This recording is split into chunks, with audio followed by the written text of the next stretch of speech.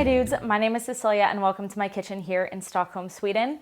In today's episode of Thanksgiving Sides and Sweets, we are making scalloped potatoes. I love potatoes in all ways, shapes, and forms, and to me, it is not Thanksgiving dinner without potatoes of some kind. For many, many years when I was hosting Thanksgiving, I always had mashed potatoes because hello, what else are you gonna eat the gravy with? But then I was faced with the problem of sweet potatoes. My favorite way I have found to eat sweet potatoes so far is mashed. Since I don't wanna have both, I gotta do something with a potato. So last year I got to thinking and decided to try something new. Crazy, I know, especially because I'm such a Thanksgiving traditionalist in so many ways. But I decided to try some scalloped potatoes, and boy oh boy, my life changed. This is the way to go. These scalloped potatoes are absolutely delicious with turkey and gravy.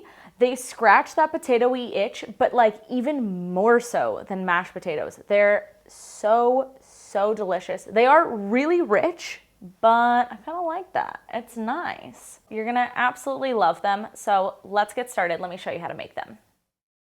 Begin by peeling the potatoes and placing them in a bowl of cold water to prevent browning.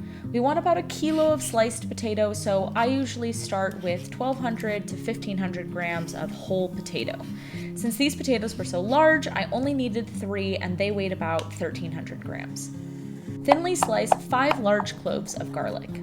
Melt 50 grams of butter in a large pot over medium-low heat and then toss in the garlic and let it cook until it becomes clear and perfumes the butter. Fat helps transfer flavor, so by adding the garlic to the butter first, we can better infuse its flavor into the whole dish. While the garlic is cooking, peel and thinly slice the onions. Add them to the pot and give it a good stir.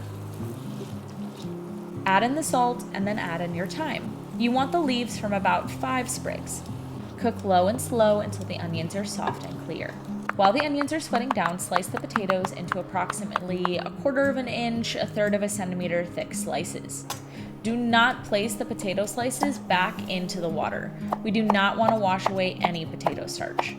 Once the onions are soft, pour in 500 milliliters of cream and 100 milliliters of milk and bring the mixture to a rolling boil.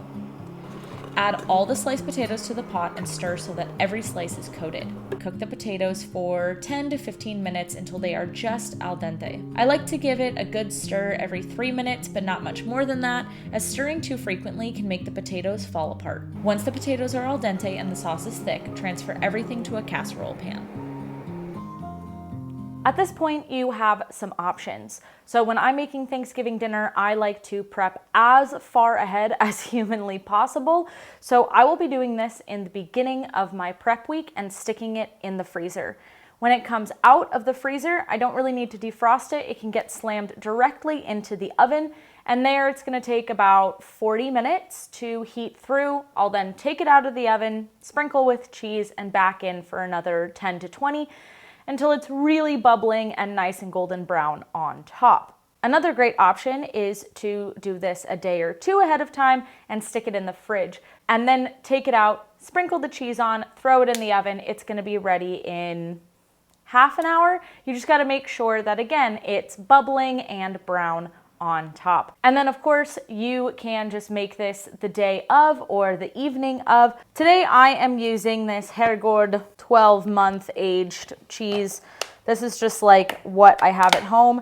And so you just want a shredded cheese to go on top. I don't know how to explain. A good cheese that is shredded. I guess a cheddar would be good if it was a mild cheddar. But you know how taco cheese is taco cheese?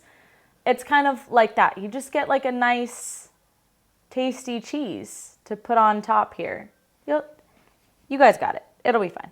Anyways, so the other thing is, how much cheese do we need? Honestly, it really depends on how big your casserole pan is. You could have a casserole pan that was shorter but deeper, and then you're gonna need less cheese. Or you could have the same amount of potatoes in a much wider pan and then have it be much more a shallow layer. Well, you're still gonna need more cheese to be able to top it. In the recipe, which is linked in the description down below, I have said you need about 100 grams. This is an approximation. Cheese with your heart. Sprinkly, sprinkly. I am gonna call that good enough for a government job. Government cheese. What a time that was in America, huh? This gets popped in a 350 Fahrenheit oven until it is bubbling and golden brown.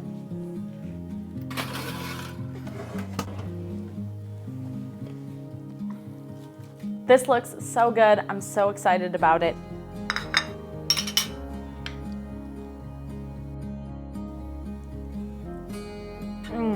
Oh my God. Just like stupid delicious. I'm gonna sit here and eat the whole plate. And the cheese on top. Thank you guys so much for watching. If you liked today's video, then please like, comment, subscribe, and I hope that you have a great day and that I'll see you tomorrow. Hej då!